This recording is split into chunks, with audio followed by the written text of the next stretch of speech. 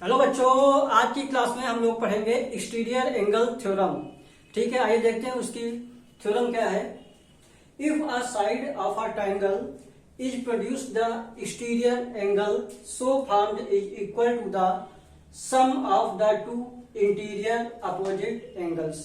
सबसे पहले आप थ्योरम को समझ लीजिए कि if a side of a triangle is produced, हमने कहा कि एबीसी एक ट्रायंगल है। पहले ट्रायंगल को समझ लेते हैं कि ए बी सी एक ट्रायंगल था हमारे पास, जिसमें हमने एंगल ए को 1, एंगल बी को 2 और एंगल सी को 3 नाम दिया है। ठीक है, और ये जो है इसका एक्सटीरियर एंगल है, जिसको हमने नाम दिया है 4।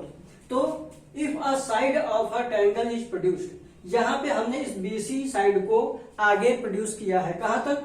डी तक। ठीक है, तो इस तरीके से जो एक्सटीरियर एंगल बन रहा है वो बन रहा है एंगल 4, ये वाला। ठीक है, is produced the exterior angle, यानी कौन सा? ये वाला एंगल। सो फॉर्म्ड, इस तरीके से जो साइड बीसी को प्रोड्यूस किया गया है, तो जो एंगल बना हुआ है exterior angle is equal to the sum of, यानी कि इक्वल है सम ऑफ किसके?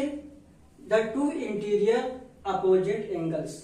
इस एक्सटीरियर एंगल का इंटीरियर एंगल कौन सा हुआ? ये। ठीक है, तो इसके इंटीरियर एंगल के अपोजिट में एंगल्स कौन से हैं? ये और ये।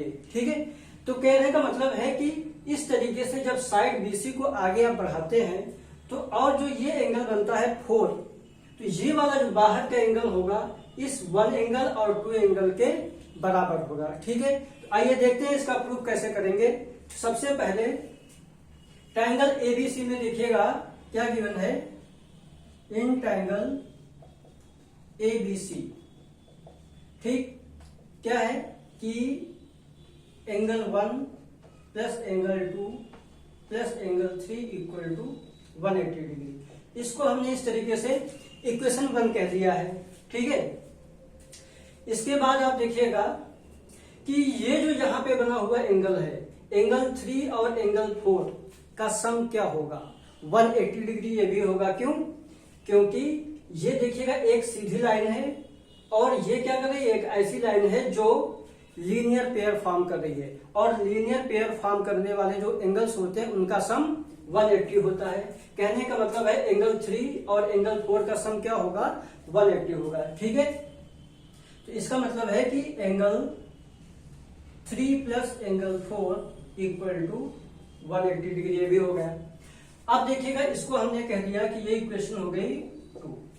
अब दोनों इक्वेशन को देखिएगा ध्यान से कि राइट हैंड साइड 180 डिग्री है, तो हम लेफ्ट हैंड साइड को भी क्या कर सकते हैं?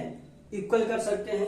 कहने का मतलब क्या हो जाएगा कि angle 1 plus angle 2 plus angle 3 equal to, ये क्या हो जाएगा? Angle 3 plus angle 4। ठीक है, अब इनमें देखिएगा कि दोनों में क्या है? लेफ्ट हैंड साइड और राइट हैंड साइड में एंगल 3 कॉमन है, तो इसको क्या करते हैं? हम एलिमिनेट कर देते हैं। क्या बचा? Angle 1 plus angle 2 equal to angle 4। ठीक है, अब इसकी जगह पे वास्तविकता के जो एंगल है उनको लिख देते हैं।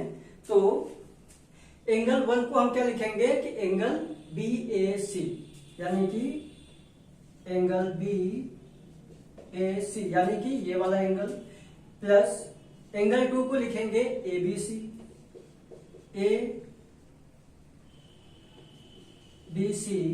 इक्वल टू एंगल 4 को लिखेंगे क्या? ACD, angle ACD। ठीक है, तो इस तरीके से ये जो एक्सटीरियर एंगल हुआ इन अपोजिट एंगल्स के बराबर होता है। ठीक है, कैसे?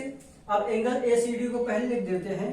Angle ACD equal to BAC का मतलब कौन सा? ये एंगल, क्या इसको सीधा लिख देते हैं एंगल A, और इसको लिख देते हैं एंगल ABC, यानी कि इस एंगल को लिख देते हैं एंगल B।